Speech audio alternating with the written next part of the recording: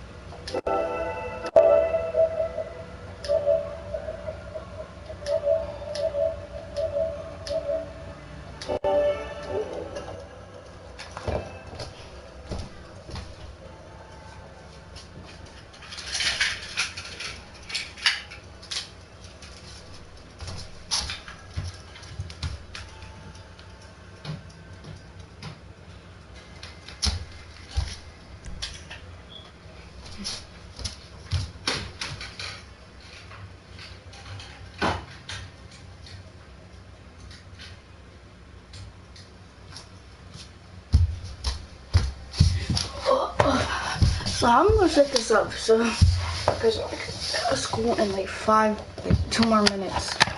So let me just move this keyboard and just put this right here. I'm gonna put the face cam right over here, and this face cam right there, so you can see. Duck high five.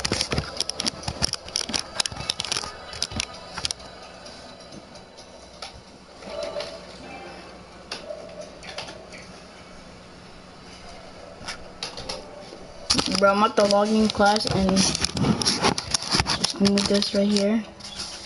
But yeah. It is Isaiah. I know, I see your name.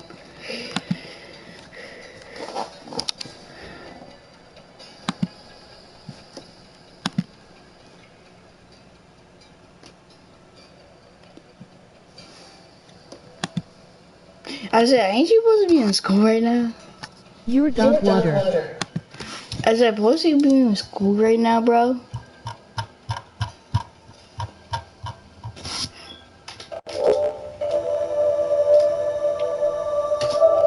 I forgot I gotta stay in this game.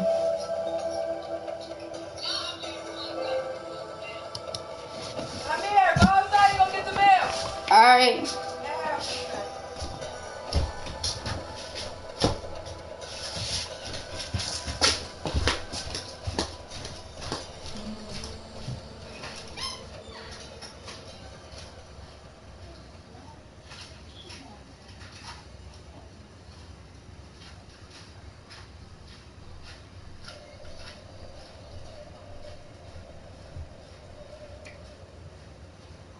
No, I have a 1-5 min to play.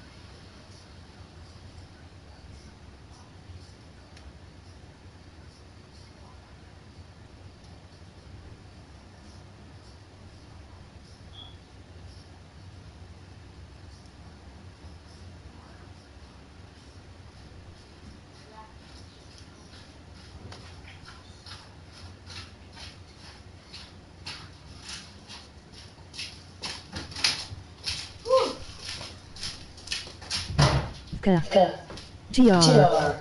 GBRG GRG BG GG.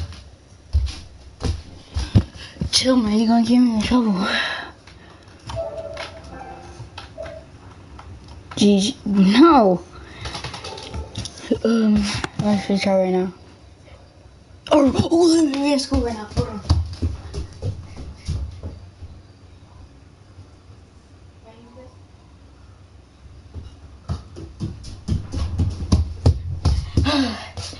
It was so fucking cold, man. It's so cold.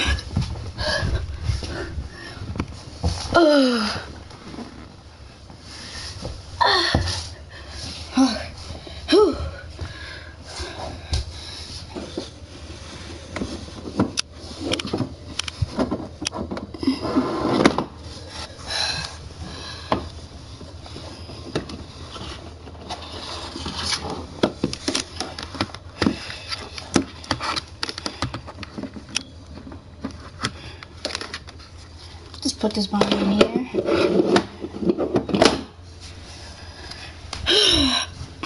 Alright, let's go.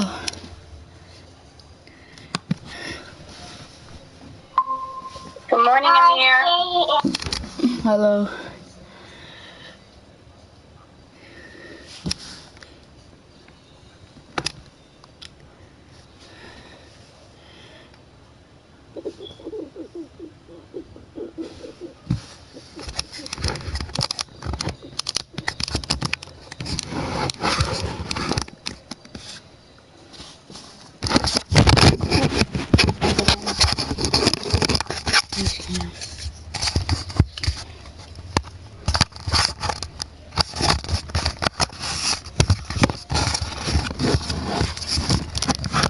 Smiling at me, bro. I'm scared. What's he doing? Okay, so we're going to just go over our schedule real quick and we will start. Okay, so on here, we do have Friday check-ins, so there are your times below, and then Miss Lyon just has office hours in the afternoon if you need to meet with her. Okay? So, like I said yesterday, you guys I told you about how Perseverance landed on Mars. And then I just want to show you a little video about how the first 7 minutes, where right before it's going to land, is super important. I'm right there. Hours from now, the Perseverance rover will be hopefully landing safely for one of the most ambitious missions in the history of space travel. Now, NASA hopes that the Perseverance can find evidence of ancient life on Mars, but again, it first has to land safely, and NASA scientists call that process 7 minutes of terror. Here's a closer look. Big Jacob 10. Mars is a graveyard of spacecraft, while the scientists see a magnificent sight, seeking signs of past life. I see danger. Hold on. In the entire process, and that could be the end of the mission. Failure is a real possibility. We call it the 7 minutes of terror because it takes approximately 7 minutes for the spacecraft to make it from the top of the Martian atmosphere to safely wheel on the ground. But it's terrifying because the spacecraft has to manage that descent stage all by itself. We come screaming into the Mars atmosphere at around 5 kilometers per second. That's around 12 to 13,000 miles per hour. And that's fast. So cute out, my man. We could burn up in the atmosphere if we didn't have our aero shell. Alright, say your YouTube channel. I can hear For you. some reason, our Say your YouTube channel. fails. Things on the inside will overheat, and the structure will overheat, which could lead to a bad day. That process of entry slows us all the way down to about 500 miles an hour. But that's still not slow enough to land on the surface of Mars. So we have to open up a parachute. We're deploying the largest supersonic planetary parachute ever Say used. it. We're going almost twice the speed of sound when we deploy that parachute. So it's a very violent opening. It gives us a neck snapping 10 plus G's of If you know, I'm deceleration. gonna Perseverance is the first Yeah, mission Zero to OT. land with its eyes open. Perseverance will have a new technology called terrain relative navigation, which will actually let it see where it is as it's descending on the parachute. Still going too fast to land under this giant 70-foot parachute. So Perseverance will jettison the parachute and then come down on a set of rockets.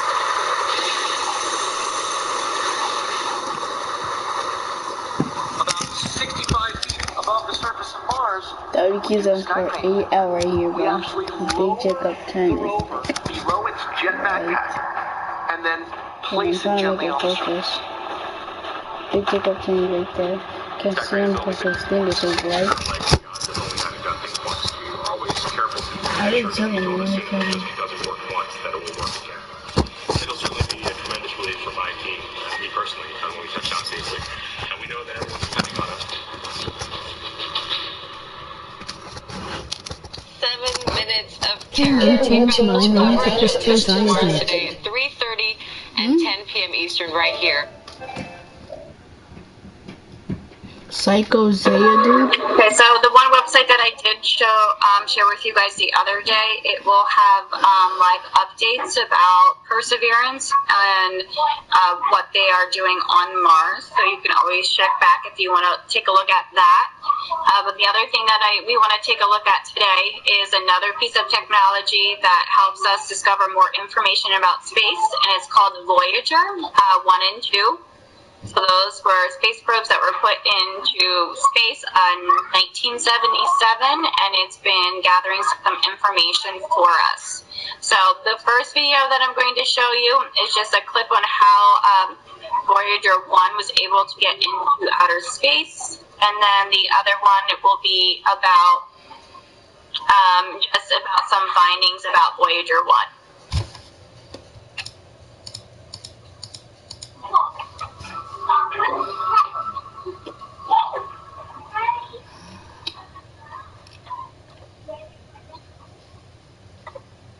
Launched in September 1977, Voyagers 1 and 2 are the longest continuously operated spacecraft in history. Hurtling along at 38,000 miles per hour, Voyager 1 is now the farthest human-made object from Earth. Over 11 billion miles away, and 124 times farther from the sun than we are. It is the only spacecraft to ever leave the solar system. In the 30 seconds since this segment started, it's gone over 300 miles. Gas doesn't power Voyager. Nuclear energy does, along with a physics trick that helped it leave our solar system. How do you leave the solar system? You know, you can learn a lot about physics by playing basketball, like trajectory and balance and angles of deflection. But if you add the tennis ball to the equation, then you can learn how Voyager 1 successfully exited the solar system. It's called the slingshot effect. The slingshot effect, or gravitational assist, explains how spacecrafts use a planet's gravity to gain enough momentum to enter interstellar space. To get an idea of how strong the effect is, let's play some basketball and tennis at the same time. All right, so I want you to bounce this basketball from about waist high. Good bounce there. Not quite to the same height. What about the tennis ball? Well, that didn't bounce nearly as high, did it? But something really interesting happens when you drop them together. What do you think's going to happen? Really? Yeah. I would think nothing special. Nothing special? All right, why don't you test it out? Okay. The trick here is to hold it in a line and drop them together. Okay. Oh, that's awesome. Nothing special, right? I wasn't expecting that. Actually, when you do this experiment, on average, the tennis ball bounces 9 times higher than it would otherwise. Wow. Why do you think that is? Not exactly sure. Well, the thing is that they're dropping at the same time, but the basketball bounces first. So when it bounces back up and transfers all of its inertial energy to the tennis ball, it just flies up in the air, kind of like a spaceship. So how do you leave the solar system? Hitch a ride on Voyager 1. Just like a tennis ball, Voyager 1 used the slingshot effect to hurl itself into interstellar space. Except Voyager didn't collide directly with the planet to push it along. It collided with the planet's gravitational pull. And like the tennis ball, Voyager 1 had its initial speed, but as it hit the gravitational field of gas giants Jupiter, Saturn, Uranus, and Neptune, it got pulled around it like it was in orbit. But then the force of the planet's rotation around the sun shot it out of orbit at twice its initial speed, and it continued on its journey into interstellar space. Unfortunately, the slingshot effect won't do much for my jump shot.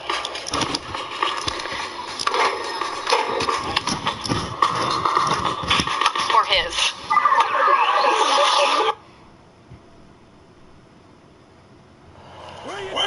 God's water.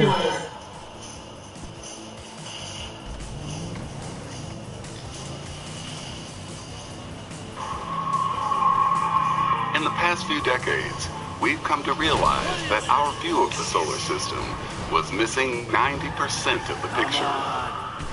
25 years ago, we thought that Pluto was the edge of at least the planets in our solar system. But now we know that there are many more objects like Pluto out there. So not only has the edge of the solar system moved out, but we've become much more aware of how much more we have to learn. Our newest eyes in the sky peer into these most distant regions of our cosmic backyard. We are just learning about the vast array of objects in the outer part of our solar system. As our technology has increased, we keep discovering more and more exotic objects, and our picture of what the solar system really is has changed as a result of our ability to improve our eyes. I bet the slow car. Old tech that's actually taking us to the edge. When NASA launched Voyager 1 in 1977, they thought it might work for 5 years. 37 years later, the little space probe that could is still sending us mind-boggling information. In August 2012, it was just over 11 billion miles from Earth. It had just left the heliosphere and entered the mysterious heliopause, the junction between the sun's atmosphere and interstellar space. That heliopause is sort of where those two boundaries meet. It's sort of where our neighborhood kind of stops and sort of the general neighborhood begins. I was excited when the news came back that Voyager was in the heliopause. This is an entire region of the solar system about which we know almost nothing.